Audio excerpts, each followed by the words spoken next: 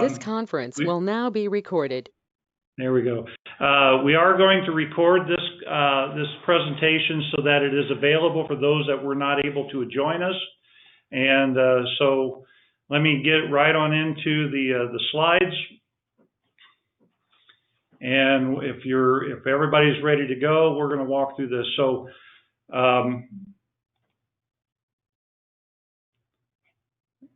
there we go. Okay. The intent of today is that we're going to do a short report on the all Civic. How do we roll this all together? I've just got a few presentation pieces on that. And then we're going to respond to essentially the top 10 questions that we've received all the way up until noon today over the last week. I do want to share that a reminder is that we do have a survey out. You'll see some information posted on Facebook and just some notices going out. We have a survey out there that we do every 3 years on the admin portal, or not the admin portal, but the presentations portal. Yeah. Hey, can I? We have a survey out there on SurveyMonkey where we're asking for your thoughts on the city services and how well we're doing to serve you. They're out there now. It's been out for a little while, but we're going to go ahead and carry it through. I think COVID-19 slowed down some of those responses, but we're going to jump right on into things if I can get the buttons to work and everything. So. The idea here is that we are going to we'll walk through. It is the differences that we have that make Roswell great. It is the differences that we are that make Roswell great. I want to make sure that everybody pays attention. And so every city, every county. Every city, every county, every state in our nation is made up of people of differing race, gender, age, religion, status, size, biases, and believers. With all these differences, it's amazing that we are able to ever achieve anything, but we do time and time again. We are able to overcome obstacles and can put aside our differences for the good of the whole. I want to make sure I share some of that because I think that's what's really important, and this is what sets Roswell apart. Roswell is similar to every other city out there. We operate on all of the same core services that police, fire, streets, and parks, just like all the other cities that are out there. Roswell is also very different from the other cities. Our location in southeastern New Mexico is less populated, so we rely heavily upon each other and our ingenuity to accomplish our goals. We are continually challenged with where to put our limited funding, resources, and what tasks to focus on. The city operates other public safety services such as dispatch and emergency management, animal control, an air center, a library, a museum, a golf course, a recreation center, an adult center, transit, zoo, and a convention center. The city does all of these services in order to help serve its public. Each of these services meet a different clique of our community. Each of these services are important to a different group or a different smaller part of our community. The city strives to meet the needs of its people who make up all of these different groups of interest, but every year the city council approves a budget to meet those different expectations. So what I'm trying to at least say there is that it is a very challenging process to take our limited resources and divide them up where we can take care of all of the people that need our services and our help. The City of Roswell organization is made up of all these different services and serves to help people have a good life and take care of their home. The one thing that sets Roswell apart from all the other cities and communities is its people. The magic happens when you get involved and when you take an interest in what's going on around you. So again, thank you for those of you that have chosen to join in with us. It is the involvement of its people that sets the city apart from all the others.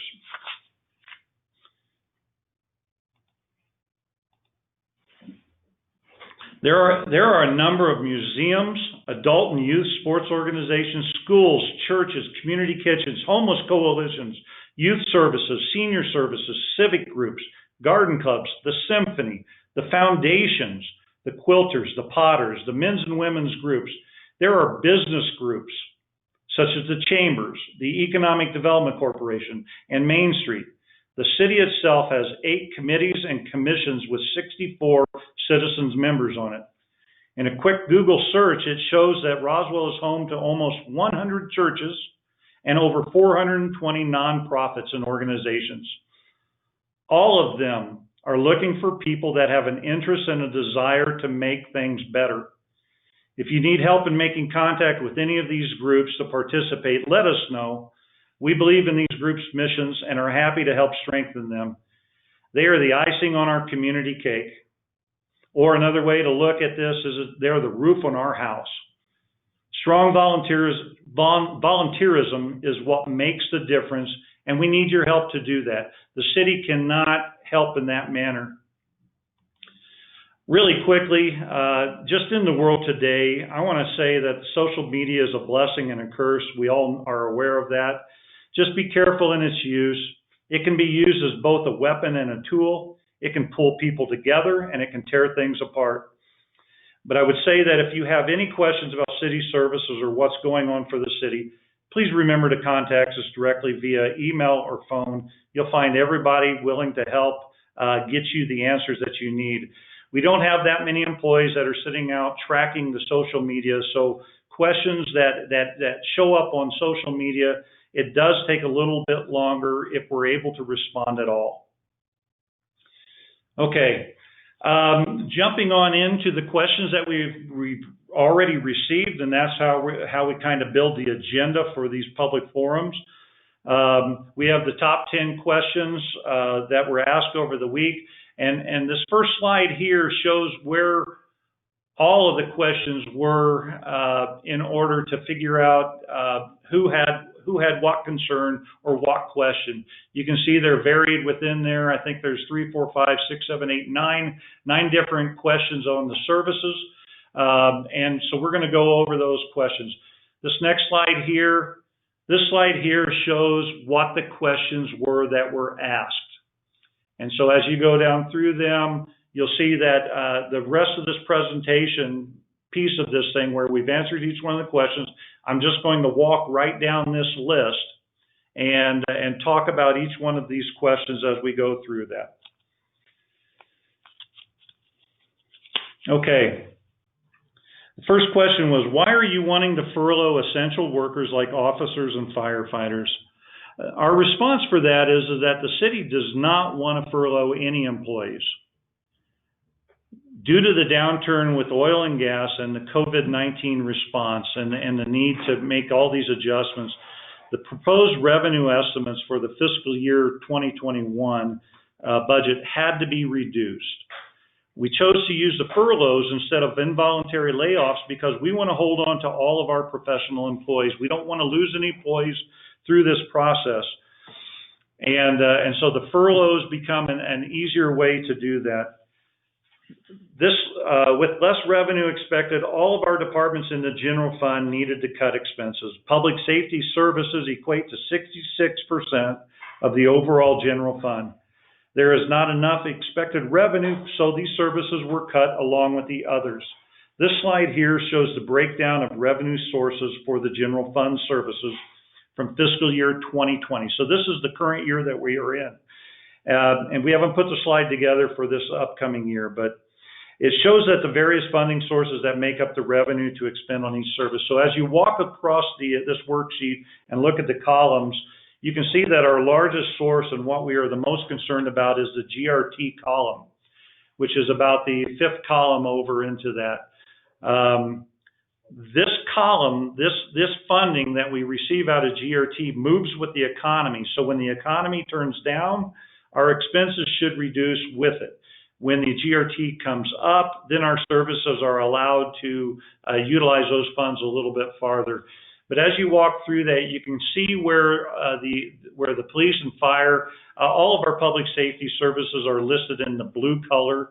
And if you walk across there, you can kind of see how heavily they rely upon each one of these funding sources. Going into the next slide, you have two different things that you can do within the budget: is reduce expenses or increase revenue. Those are the two options that we have. So we did ask the City Council to increase within the budget. Well, I think I jumped a slide. Yes. All right. I'm sorry, I jumped a slide there. So there are two different ways to feed the general fund where our police and fire are at. There's indirect transfers, and that's the funding that comes from other sources into the general fund from our other accounts. And then there's the direct transfer. This is what the City Council agreed to, was a critical infrastructure security proposal that allowed for that helped hold the citywide furloughs at 80 hours. Without the increase of this direct transfer of critical infrastructure to assist with our public safety, we would have had to go into the involuntary layoffs or even more furloughs. So as it stands, the 80-hour furloughs equates to $1.5 million in expense reduction. The direct transfer of critical infrastructure was right at $900,000 into the general fund to help with that. This new revenue that the City Council put in there, and that's what that last slide is there, is that it staved off the need for layoffs of 20 police and firefighters within our system, because they're that majority of our general fund. Let me talk just a little bit about the furloughs a little bit farther. One of our creative plans with the furloughs was that we stretched them out over the entire year, so that our employees are not hit with one full pay period of 80 hours at one time. So we set 88 hours of furloughs for each month of the fiscal year, excluding the holiday months of November and December. This stretching out the furloughs allows the City Council and City Administration to adjust if we see better than normal economic conditions on a monthly basis. And so what this means is that the furlough days can be canceled if we receive more funding for each month. As of this month here, for the month of July, the City Council has agreed to allow the City Administration to eliminate the furloughs for the month of July. And part of that was based upon a citywide voluntary severance program that we did that allowed the employees to leave employment of the city through early retirement.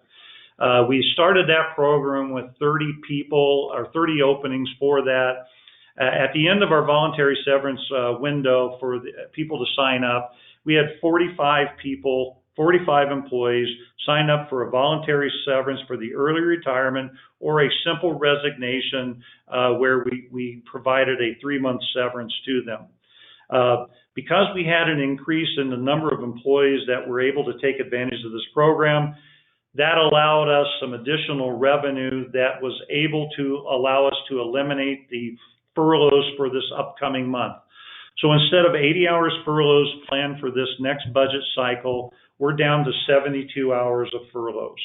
And we're hoping that as we move through this economic revival or renewal as to whatever it looks like, if there are additional dollars, the City Council has asked me to continue to look at doing something with these furloughs so that we don't impact the people that we still have remaining that are trying to do these services, including our police and fire.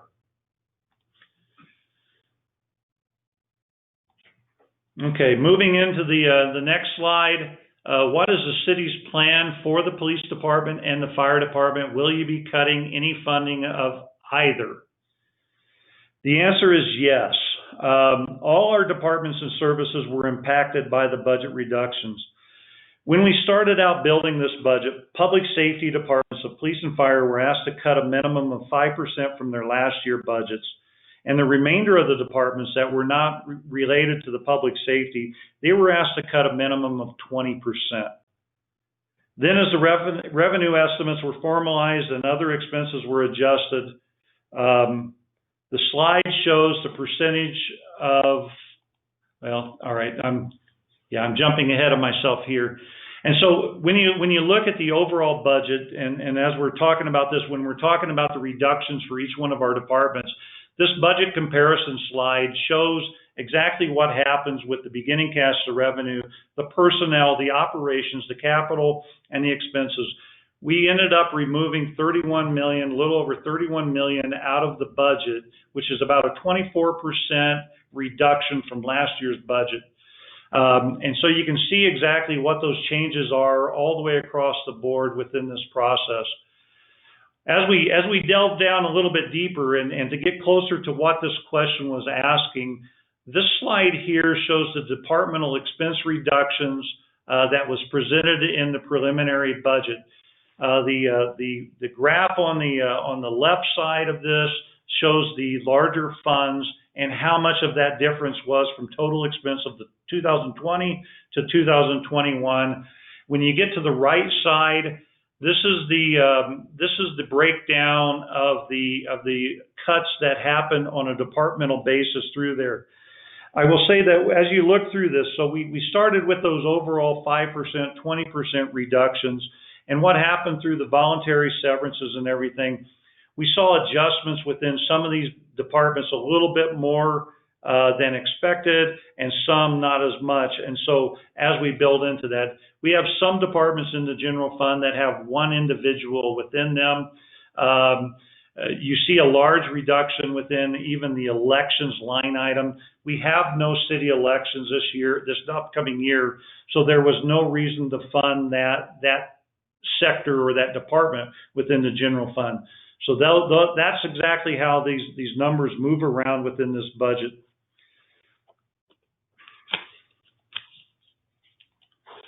But when we get in closer to exactly what is the city's plan for the police department and fire department, along with some of the reductions that we are doing, we are trying to reset both of these departments, or at least maintain them at a sustainable level. So we are looking at a lot of different strategies within the structure in order to assist our departments and assist both the police and the fire and dispatch, and actually all of them, in being more effective in what we need to have happen. So on this slide, it shows, I believe, 6 different strategies that we have and why we were looking at doing them. So as we walk through this thing, the reset to be sustainable. The idea is that, again, the same way with the budgets where we either increase revenue or we decrease expenses is the only way that you can balance out the budget. The same thing happens with our public safety departments. We either have to provide enough resources to maintain the call volume that we have, or we try to find ways to reduce our call volume.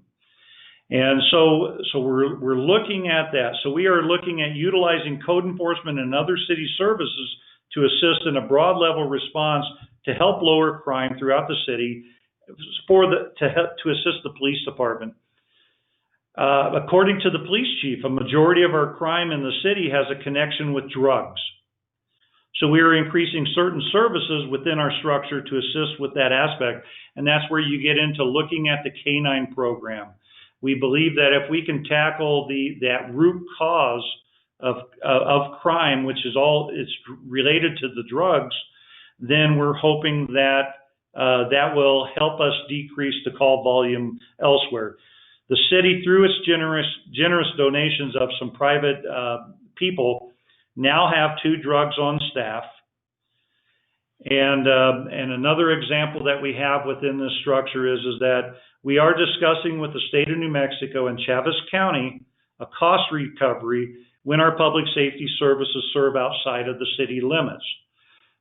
We're kind of the go-to body for when anything happens along the state highway system or happens out in the area. The volunteer fire departments that surround us do the best job that they can, but they're volunteer departments. And so a lot of that falls back onto the city to assist within that nature. So we are working with Chaves County, we are working with the state to find a balance within that cost recovery where we can recover some of our expenses so we can maintain that service and keep everybody protected. And conversely, on the other side of that, when the state of New Mexico or Chavez County helps the city of Roswell, we will contribute funding to them as well. There are a number of other cost savings and people recovery measures coming to help reduce overtime within these departments. We are working on a lot of different scenarios. I will say that we are working very closely with our chiefs, with our departments. All of our people are working together to try to provide the best service, the best safety, even with the struggles that we are having with balancing out this budget at this time. Okay, the next question. When will the city begin replacing water lines that are continuously breaking due to age? The city has been and will continue replacing water lines that have reached the end of their life cycle or have failed earlier than expected. For this upcoming fiscal year, the city has budgeted over $12 million for water and wastewater capital improvements. There are some challenges that Roswell faces in keeping up with the pace to replace the lines, as well as repairing any infrastructure.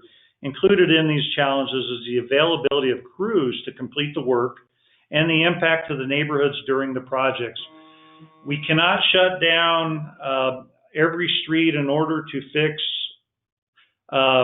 everything at the same time, because the neighborhoods have to be able to move in and out of their homes and move along the streets. So, we can't close.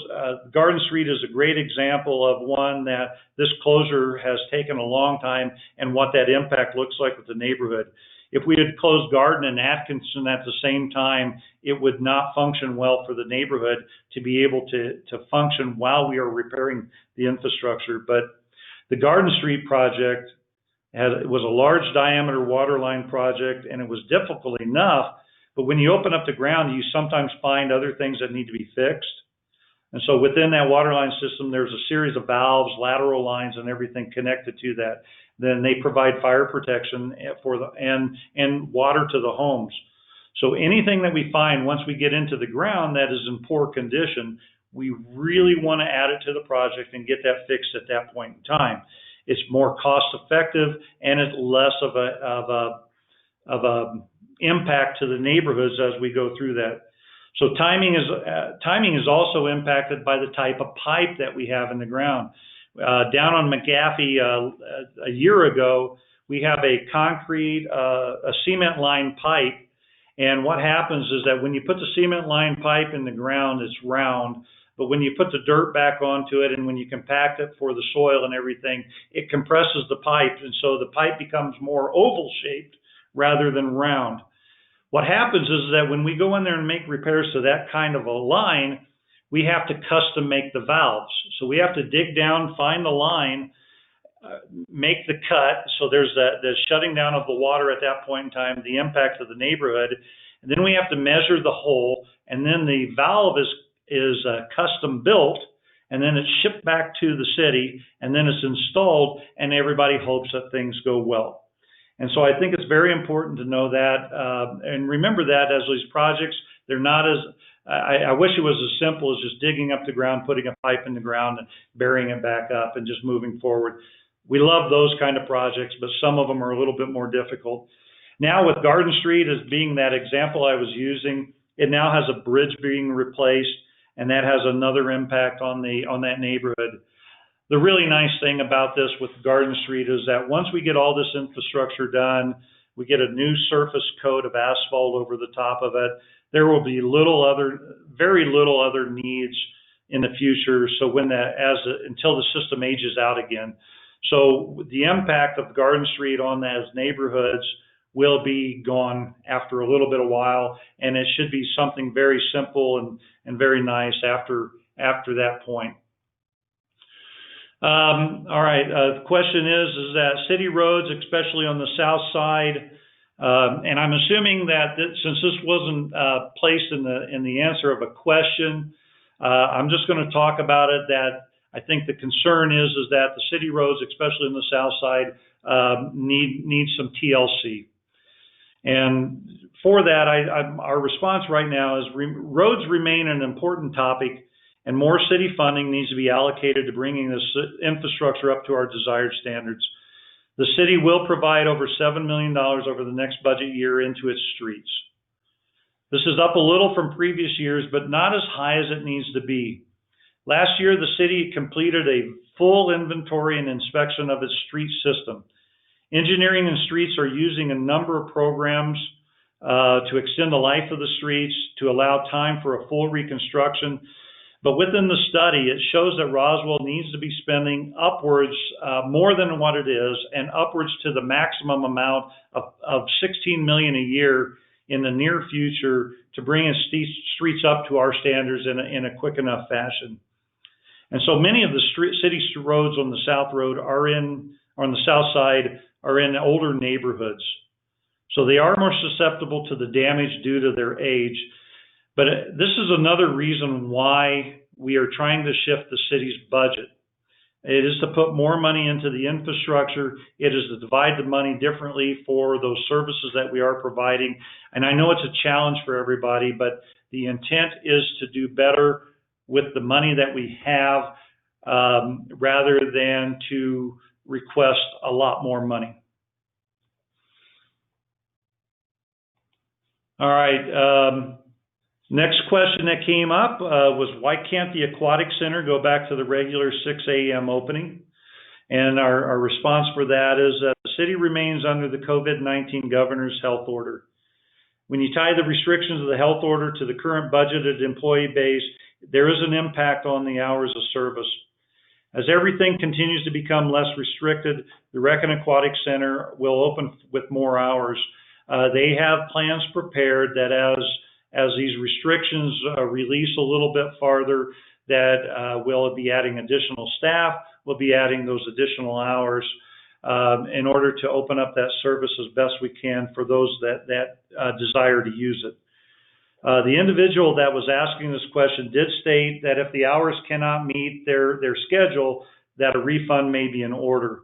And yes, the city has and will provide refunds for all annual memberships that were affected by the COVID-19 closure for any of its services.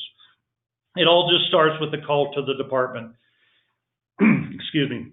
If anybody is looking for an annual membership refund due to this term of the closure, all you need to do is start with a call to the department. They'll help you walk through what we need in order to get that done, but we will take care of those refunds because we believe it is the right thing to do.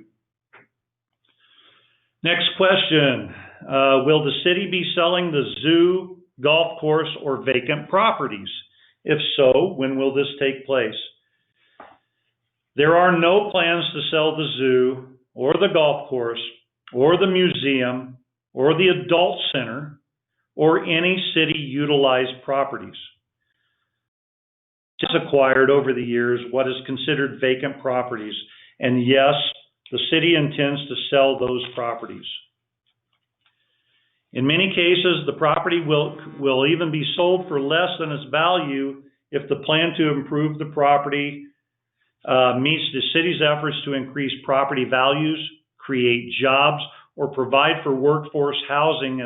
These are just three primary examples as to what we are planning on doing with releasing some of this property that we've acquired through all different kinds of means over the years. The city's property sector underneath the Community Development Department has been working since the start of this year on developing the program and the processes on how the city can and will release these properties. COVID slowed down the completion of those tasks, but the City Council will be seeing something on this program in the next 60 days. We're right at that point where we're ready to roll that out. We have been working with the EDC, the Economic Development Corporation, with a company out of Texas that is interested in building some affordable housing. And so all of this is working together in order to meet that.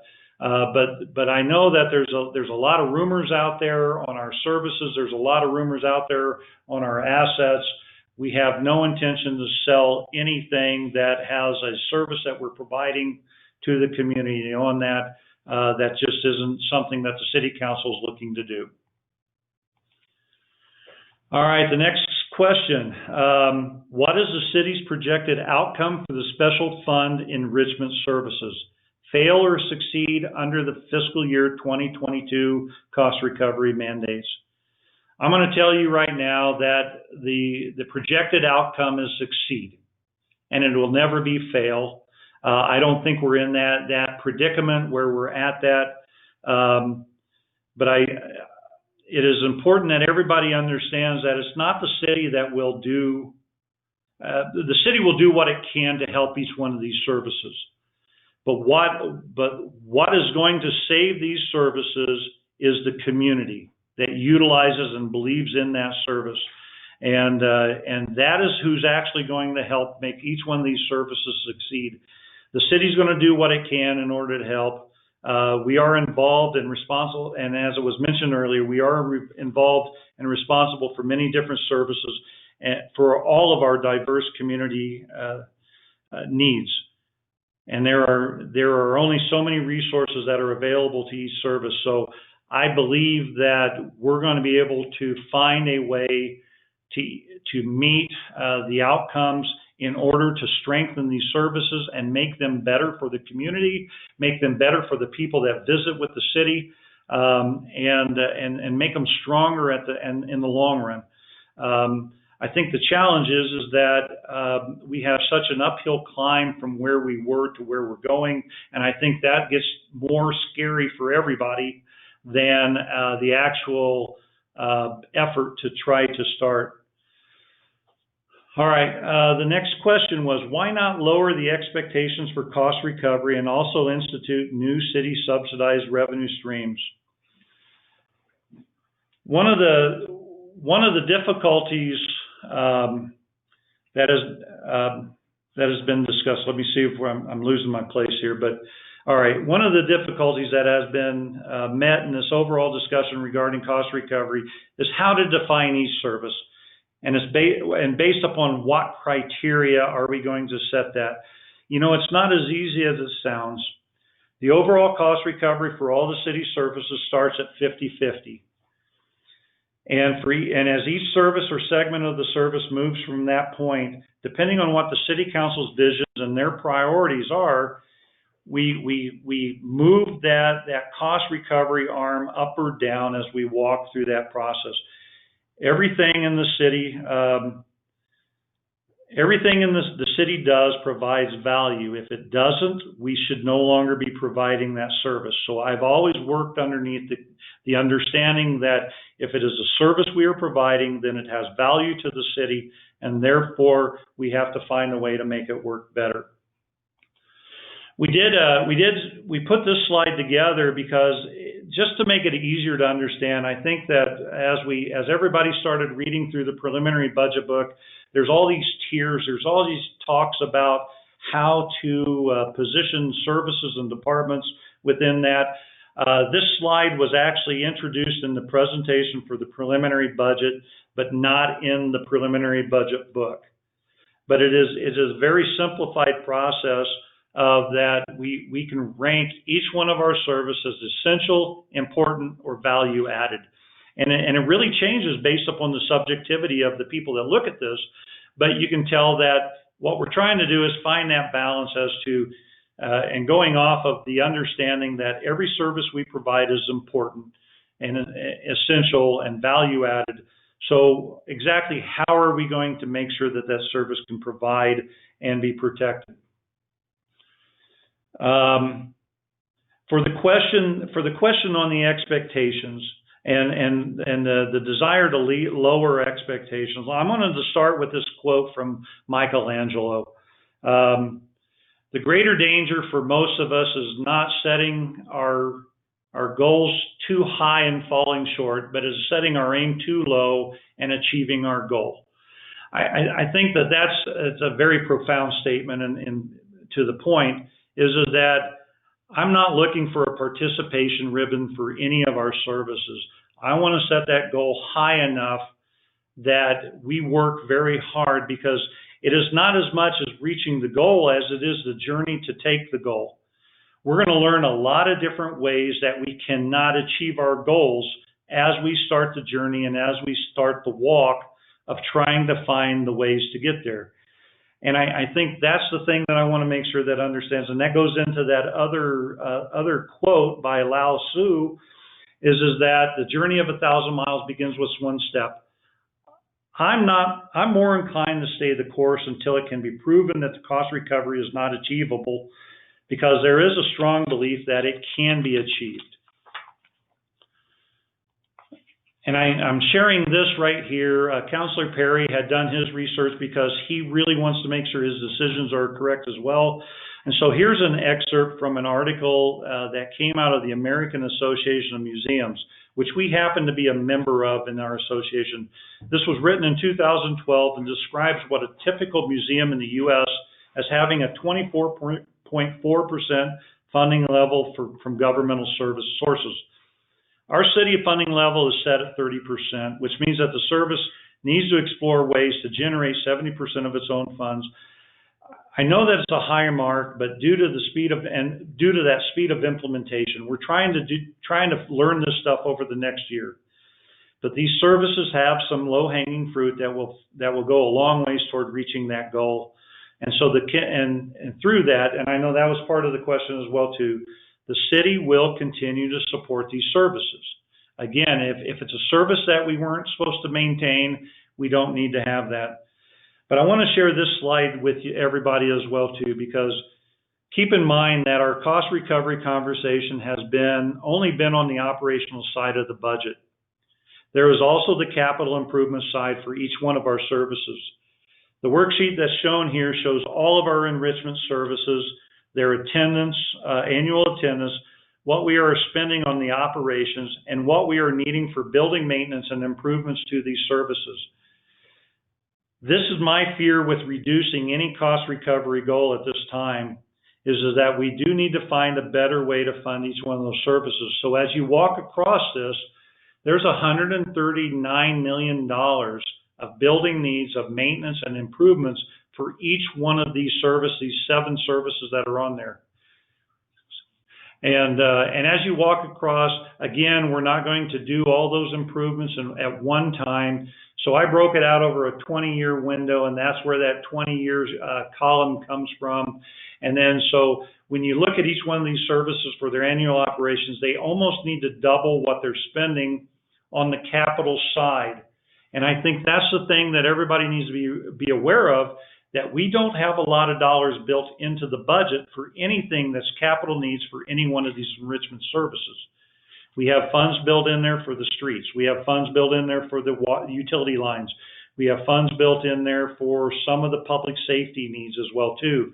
Our enrichment services end up on the tail end of what money do we have available and then they have to scramble for those costs. And so that I want to make sure that everybody understands, while we're debating and discussing what the cost recovery for operations are, we have a bigger picture on the backside and a bigger need for each one of these services to bring them about to where we need to get them. And I think that's the thing I want to make sure everybody understands within that structure. All right, moving on to the next question is that the lack of code enforcement citations for violations. The matter of code enforcement and how people keep up on their properties is always challenging. Let's start this explanation in just a little different way than I've talked about it in the past. The city's enforcement authority starts with the state laws. The city code follows the state laws. And so if you walk through what's on the slide, here is what happens when we are informed that there is an issue with somebody's property or whatever it is that's related to code enforcement. So once the issue is found through a complaint, code enforcement does an inspection of that complaint to make sure that the complaint is valid.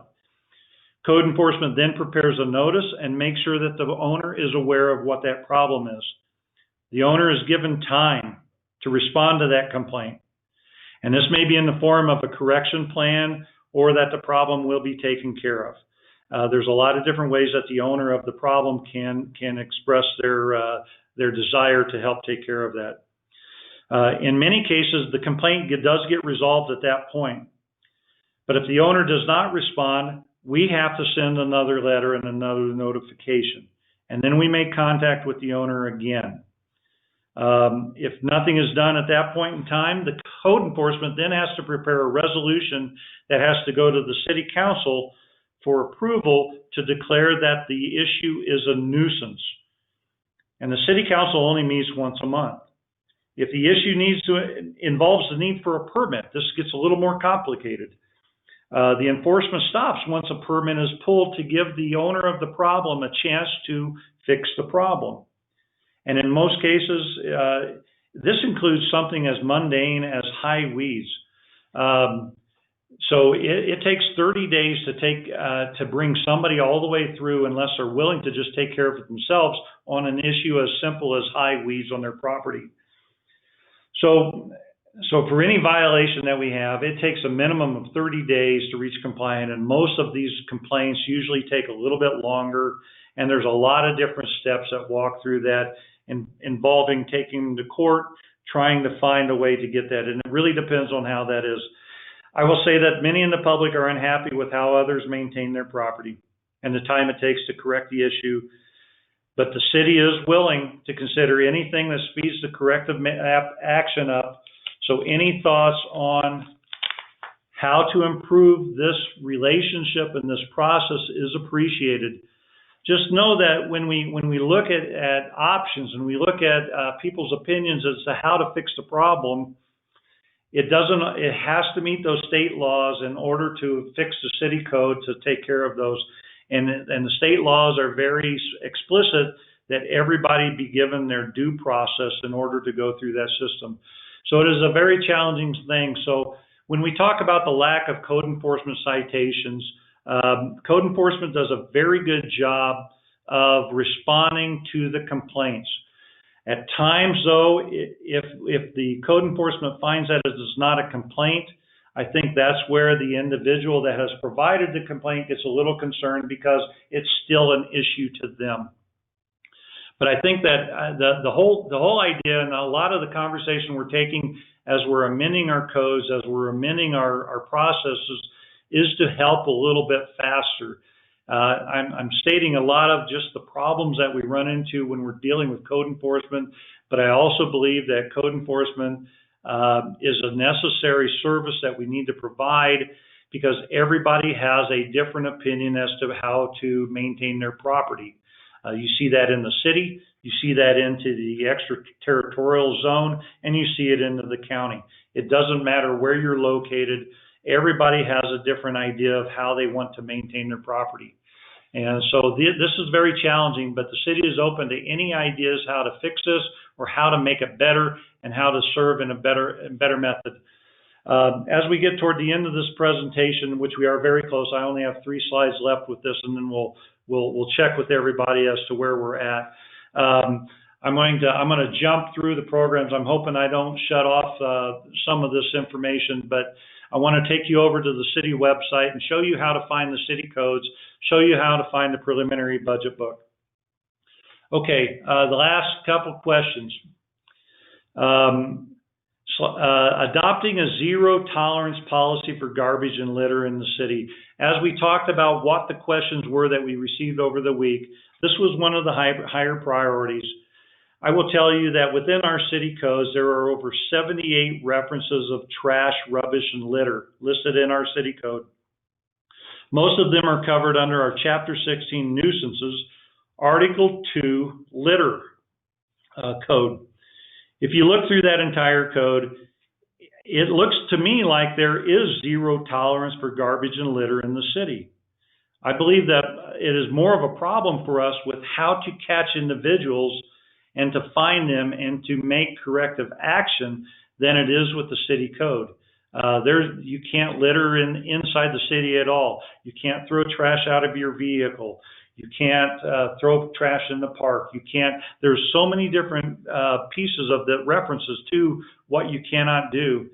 I wanted to share just a personal experience really quickly here, but on May 1st, I and 74 other city employees took the day off of our regular work to pick up trash along our street corridors and other areas.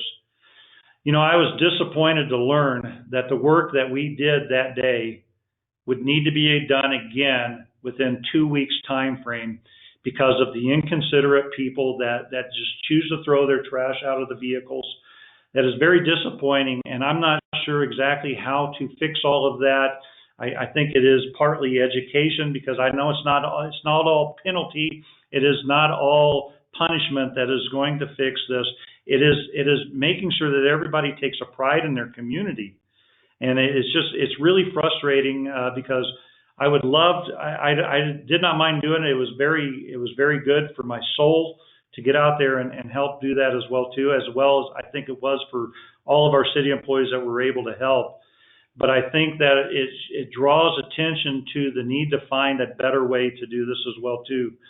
But as we walk through this, and I'll bring you into where you can find the city code for your own self, but please take time to read that city code. Look at what we can do and what we can't do. Let me know where we can help with that. I'm going to try to go ahead and flip over to that, and then we'll go through the last question. But if we go over to the city website, if you go underneath city government is a very good place.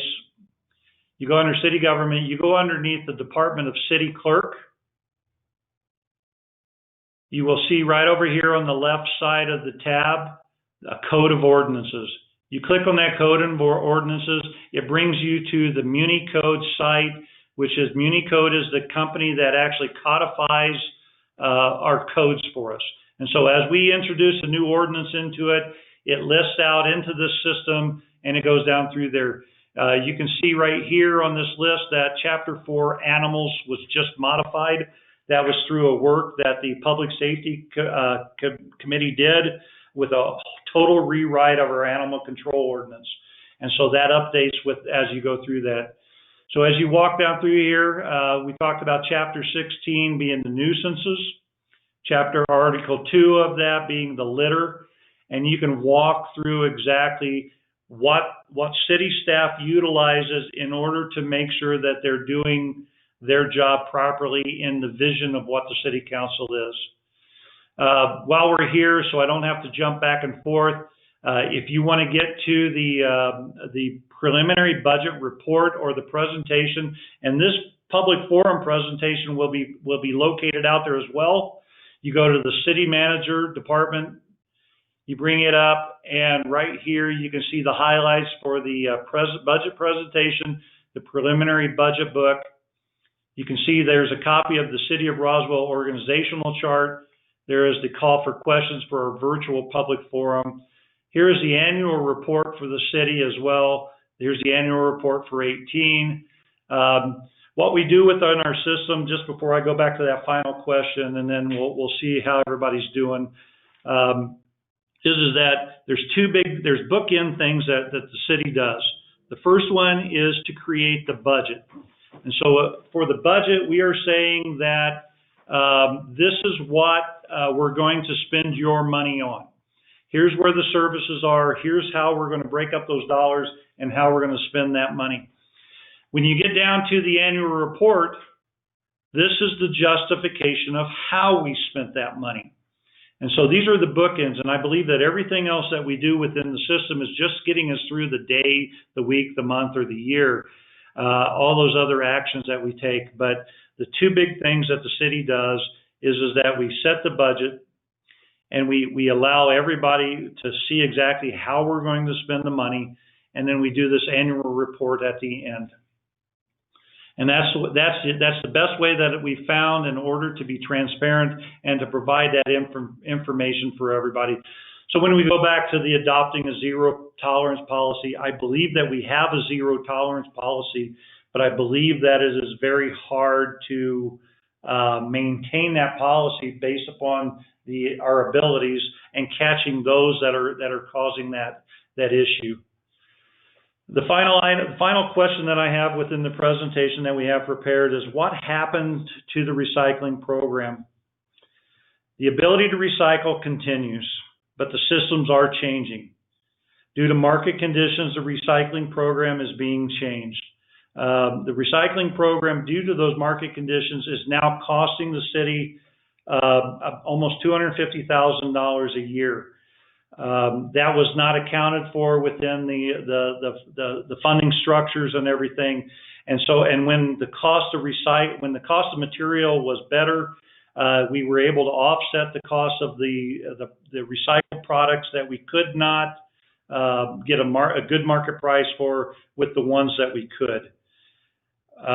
So at this point in time, the city is planning on removing the drop-off bins around town, and we are moving into a private contractor process that these private contractors can sign up through the city, and they can provide curbside recycling service. So this is done, and I've seen some of the social media posts on this, but this is done through what's called a franchise agreement. And the franchise agreement is just simply saying that the city maintains exclusive control of trash collection within the city limits. And we can grant that ability to others through what is called a franchise. We have, right now currently for commercial pickups, we have 4 franchise agreements with various companies that can help provide commercial pickup for our commercial businesses inside the city limits. We are doing the same thing with our recycling service and allowing private individuals to operate within the city limits and provide that. Currently, J&A Recycling is the one that has been offering the services prior to the downturn and everything. And so we are we're going to provide for J&A to have a franchise within the city. I believe he is willing to do the service inside the city as well as outside of the city in the county. And so any citizen that's desiring to recycle, they may contact that company and set up an account for pickup. I think we've tentatively set the removal of the drop-off bins. I think there was one article that went out that toward the end of June. I believe we're going to hold them out there until at least the end of July in order to get the recycling services up. And if there's any other businesses that would like to start a recycling business in town, the city's willing to work with them. But we want to hold those drop-off receptacles for just a little bit longer to allow any of our vendors to get on their feet and to help those that wish to recycle. And so that's what we're hoping to see happen. Let me end the last slide I have in here, and I wanted to end this with just staying with the theme of quotes. This is the one of my own that I wanted to share with everybody. This is at the end of my tagline on my signature box for my emails. And I just wanted to leave you with this, that I do believe in Roswell. I believe in each one of you. I believe in our families. I believe in everything that is out there. If we work together, we can do this. Let's go make a difference. Thank you for everybody for what you are doing to make Roswell a great place to live and to have a home and a family. Thank you for your time tonight. Please let us know where and how we can help you succeed. We have a lot of work to do, but I believe that together we can do that. I'm going to try to switch off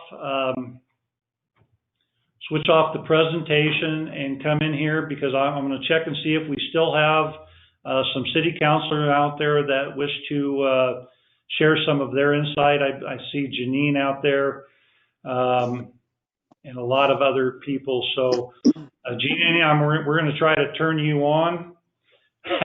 All right. All right. That was funny. Oh yeah, Janine, we're going to make sure that everybody can hear you, and we'll go right down that line. And so I think we've been on for about an hour, so I think we can take a few questions from the group and see if we can answer them while we're here together. But I'll let Councillor Best say a few words, and I don't see if we have anybody else out there that is a city councilor. So, Councillor Best, anything you wish to add? Yes, sir. I'd like to say good evening and thank you to the complete staff and you for putting this together.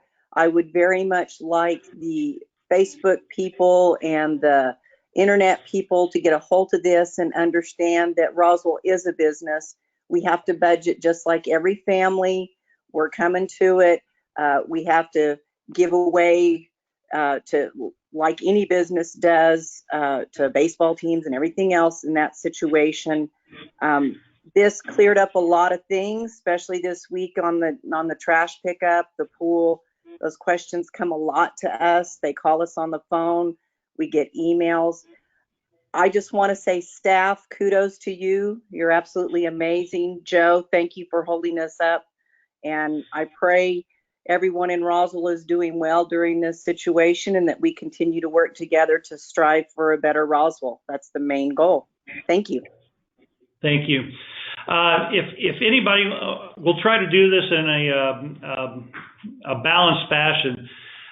If everybody knows how to use their chat function, if you could turn on the chat window, if you have a question that you would like to ask and that we could try to answer tonight, please add it to the chat list. If you don't have a question tonight, just know that we are going to try to put more of these together because we can't come together as in person right now. But I want to bring in all the different department heads. I want to put in our police chief. I want to put in our fire chief. I want to put those individuals in front of you because I rely heavily upon all of the expertise that they bring to the job. And please know that we are all working together for the city of Roswell. But right now, I don't see any chat questions coming up. I'll give it just a few more minutes there, or just a couple more minutes anyway, if anybody wants to add a chat function. And then we'll call this a successful, at least, conversation so that we've answered these questions. Do go out on the website. One of the things that I said early on, I want to remind everybody, there is a citizen survey out there. We did one 3 years ago. I don't think it learned a lot of different pieces of. We didn't learn anything we didn't already think we knew, but it helps strengthen, and it really helps our city councilors meet that. There's a question that did come up, and I'm going to read that, and I'll talk about that. Is there an ethics or behavioral contract that the city councilors are expected to go by to represent the city in their ward? If this exists, where can it be found? It's a very difficult question. We do have in our codes. So if you got on the city codes, there is what's called the rules of order. And these are the rules of order as to how the meetings operate, how our committees operate, how everybody interacts within that. I think the challenge as you look at elected officials and the desire of the people that elected them into office and how that process goes, there are a few methods. There's abilities to censure. There's abilities to recall. Some of those are within that. But I will say that for the most part, those city councilors, those elected officials, any elected official is responsible to the people. And it is through that conversation. That doesn't mean that the city councilors are going to always agree with anything that all their constituents within the ward believe in or agree with. But I will tell you that every city councilor will take the time to talk to you about what your concerns are. Even if they're not in the ward, we elect everybody into the office by ward. And so we have 2 in each one of our 5 wards. The mayor's elected at large, our judge is elected at large.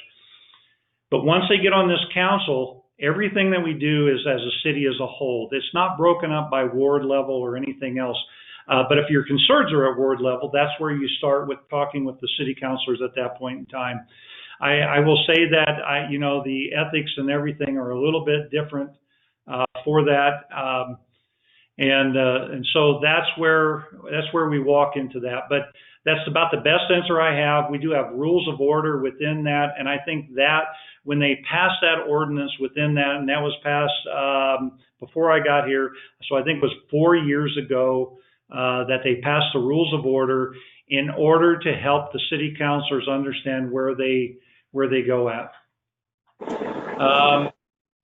All right, we get some questions popping up here, and so we'll keep trying to walk down for just a little bit. What does the city do to rectify wasteful water usage from businesses violating, all right, Chapter 26, Section 26-25 from sprinklers? For example, the daily puddle of water on Main Street. Right now, we go through that, and if they are violating that, it goes through that code enforcement process. I will say that 3 years ago, I know there was a conversation with the city council to strengthen that nuisance ordinance and make the penalties a little stiffer for that, because there were some areas along the city that were that there was more water. We believe that there was more water in the street than there was in their area that they were trying to sprinkler to. I think that is a difficult thing. If you know of any of them that you want us to directly contact, on the website as well is the Fix-It form, and you can add that information if we need to go out and find one individually. We do drive around a little bit, but we may not be there at the time when that incident happens. So any help that we can get from you in order to help direct that call, we do. Every Fix-It form, every issue that comes through, we will walk through and provide. We'll provide at least that contact, and we'll try to make sure they understand that we want to keep that water where it's supposed to go. Why doesn't the city allow trash truck drivers to return to normal hours? I'm tired of not having my trash picked up on time or same day as before. There's a lot of different things that go into this thing, and we continue to look at that. The challenge we had is that we were starting our trash service collections even as early as 4 o'clock in the morning. And so in some cases, we were getting complaints in the neighborhoods that were causing people that were coming through there, because at 4 o'clock it is dark. It's really dark for that. They have these bright lights on their vehicles. They have the backup alarms, and so we were disturbing a lot of the neighborhoods. I appreciate what you're saying there is about having your trash picked up on time or the same day before. We are working through those processes. The intent is to walk all the way through that. I don't believe allowing the trash truck drivers to go back to 4 o'clock in the morning is the best method right now in order to provide this service. The only other piece that I will add to that is that we were having an exorbitant number of accidents because of the visibility issues with those trucks driving in the morning. And so we were having a number of accidents. And for those of you that don't understand how the insurance pool works for the city, we have a certain loss ratio that we can meet. If we are above that loss ratio, we expend more money to have the coverage for insurance. 3 years ago, our insurance coverage, we were spending almost $500,000 more because of the number of accidents that we were having happen within all of our departments, including sanitation. Our whole goal is to reduce that down, get it down to a balance level where we're paying our fair share, and that's all we pay to insurance. The city is not a profit-generating body, and so that $500,000 can be allocated to other services that the city's providing. And we're a big company. I mean, we're a $100 to $140 million budget. We had 640 employees. We're down to 560 now. There's a lot of people out there doing their work. We want to make sure that all of our employees go home safely and they don't damage things that we have to take care of. And so the idea is to really walk through that. I appreciate what everybody says about that with the challenges we have with getting that service solidified back. We have went through a leadership change out there. Our department director had passed away a couple months ago. At that point in time, we had been looking for the right individual to operate that service. We believe we have found them in Abraham Chaparro. So he is out there. He's working with the staff in order to get there. As I have been told from this week, your trash should be picked up on the same days that it is supposed to be picked up and not on those conflicting dates. If you have future issues with that, do give us a call. We'll find a way to get there. I know that even last night they had extra runs last night out there in order to get everybody caught up. And so that's what we're hoping to do. And that's why we are not returning back to those normal hours. We have backed them down to 6 o'clock. We were at 7 o'clock during the COVID. We have backed them back down to 6 o'clock. We are going to continue to look at that and work with that in order to make sure that they can do that service. All right. How are you as a city manager helping the 3 enrichment services succeed with your suggested increase in earned income? The best example I have right now is the zoo, the Spring River Zoo, because that was one that we have been working on for the past 3 years. Now we have not initiated any new revenue or anything at that point in time. But what we have done right now, the zoo has reduced its expenditures by 60% over the last 3 years. So the zoo is operating for 60% less than what it was spending 3 years ago. I will tell you that I have the confidence in that staff. I will tell you that I have the confidence in the community, the Friends of the Zoo. It operates better today than it did even 3 years ago. It is more responsive to the public. All of the Facebook, all the virtual information from the zoo is there. That is part of us working as a team, not just as a city manager or anything. My wife is a member of the museum services. I believe that was something that we talked about with our foundation as well too. A lot of people that believe that the museum should operate a certain way aren't even members either. A lot of the city councilors are not members of that service. If you believe in that service, we should be members. And so this year I will be joining with my wife in order to be a member of the museum as well too, because I believe in that museum. Along with that, my job is to work closely with our department head, Caroline Brooks, in order to Andrea Cole for the zoo, Jim Burris with the zoo, and Carlton Blewett and Jim Burris with the golf course, is to work with them. We are to identify all the sources of funding that we can receive. Both the museum and the zoo have the ability to charge at least some type of an entrance fee. We have the ability, and I think one of the things that we are learning very quickly is that we have a $1 billion brand in the Roswell logo, and what we are.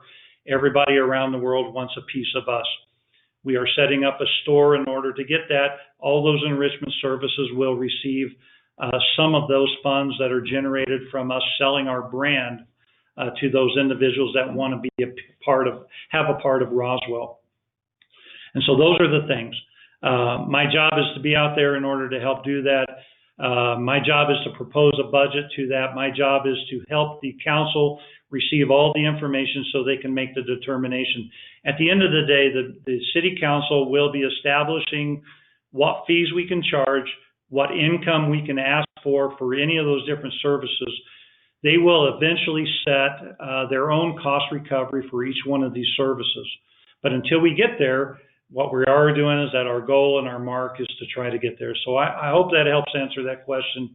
But my goal is to help make these services succeed, and that's my role. My goal will be to help just in the same way that I did with my wife and I did with the United Way. I'm willing to help chair. I'm willing to go out there and talk to anybody about the importance of these. Hi, in your slide about museum support, you represented that governmental funding of a typical museum is 24%. However, a large majority of museums are non-governmental foundation. The RMAC is a city-owned, correct. It is, that is correct. So one would need to actually look at the statistics of how much funding do city-owned museums receive from the city. Yes, the one thing that I want to make sure that is not my report. That is a report from the president of the American Association of Museums. It needs to be dug a little deeper. I think the really nice thing about that one is that we are members of that association. We utilize their information for other things, such as retrenchment of of our assets at the museum, such as how to work on the downturn. That association has significant amount of information. This is just one picture at that. I believe that as you look through that, as you look through all of these different ones, there are those little gems that we can find. What I am trying to say is that 30% is not unsurmountable. It is achievable. I just don't know until we get in there and we try some things to find how we weren't able to make it work, to find out what things we can to get it to work.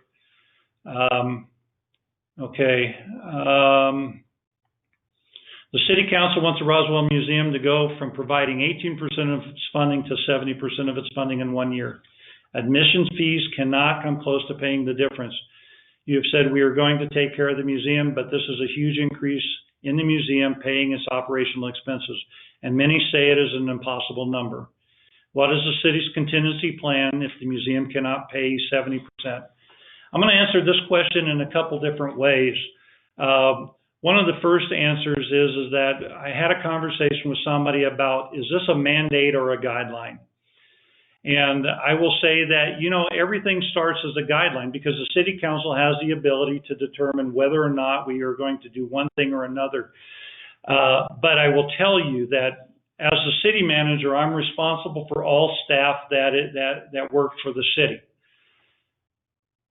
If we get into this next year, into May and June, and we've tried nothing, and we failed at nothing to try to make this close, try to reach this number, then it becomes a mandate very, very quickly.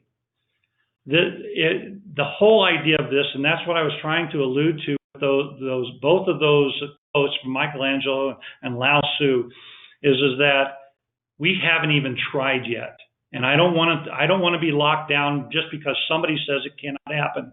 I think that is the death knell for a lot of creative things. That's a death knell for a lot of new business ideas and everything else. It just can't happen. I'm not that way. I believe it can be there. The contingency plan for that, and as we walk through that, the City Council is subsidizing it now. The City Council can continue to subsidize it. If we generate additional dollars.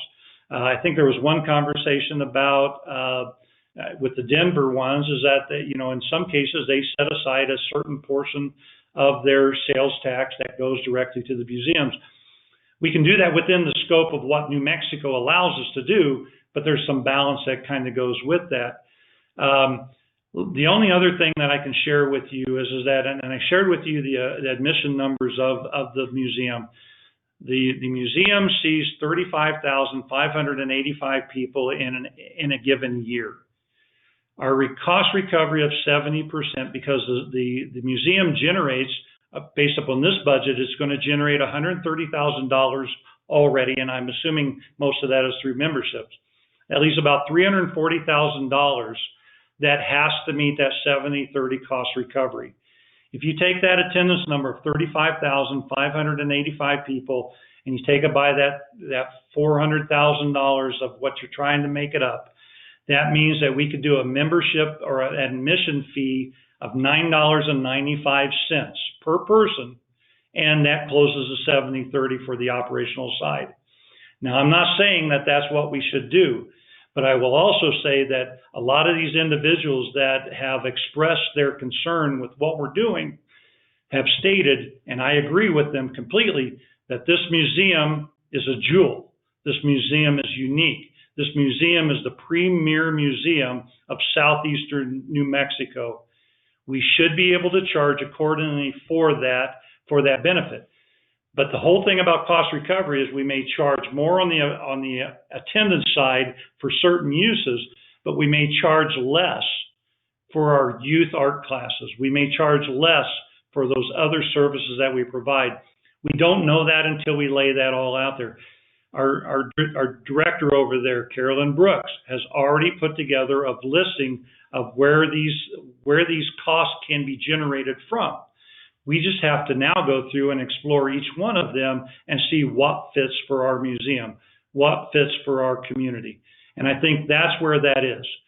There is nobody, and I think they have said it over and over, there is nobody that is going into this from the city council's viewpoint to close the museum at any point in time. This is going to work. We've looked at a lot of different options with this already, and I think that we are gearing up for a bigger conversation over the next 3 to 6 months as to how we are going to reach there. And also keep in mind that with the zoo, the city council established a cost recovery over a 3-year window as well. That doesn't mean that I can't go back to that city council saying, look, we tried all these different methods in order to meet that cost recovery. Can we grant some additional time to get there in a later time frame? The city council has not ever done that. They have never put their foot down and said no.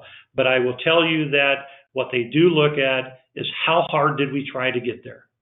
What have we done to get there? And I think that's the thing to make sure you understand and keep in mind with that. I believe we're going to make a lot of headway with this thing very quick. I don't know. I can't see the future as to whether or not we're truly going to get there. I can look at what everybody else has done. I can look at the commonalities. I can look at the similarities. I can look at the things that they have not been able to do, and I can see where some of those pitfalls are. But I am not one that is going to have somebody just say, no, it can't be done and not try. And I hope everybody understands that. And I'm hoping that everybody that loves that museum, I hope they become as involved as that group that loves the zoo. The golf course has that group that loves the golf course. We have the library community. We have all those individuals. If we work together on each one of those, we're going to be successful. I have no doubt about it. I've seen it over and over again. So I don't see any other questions coming up on the chat box. I do want to thank everybody for their time. Again, please let us know if this is helpful or if it doesn't. I wish we could do it in a different fashion, one-on-one together. My email does work. I will tell you that as I look through some of the Facebook posts and some of the information where those questions are, I've never had an email from anybody asking any of those questions. My email is open. My door is always open. If you have time to stop in, you don't have to. I'll take that information in any different way to try to make sure that somebody, if it's not me, somebody on that city, whether it be the city council, the city staff, will help you with answering all those questions. So please let me know how I can help. Thank you for tonight, everybody. It looks like we had a really good turnout for this, and I know we're going to have some really good times. I think that we're going to get through this. I think just like we just did with the furloughs for July, as we learn more things, as the future unveils itself, we get to make adjustments to that. So thank you again. Have a good night.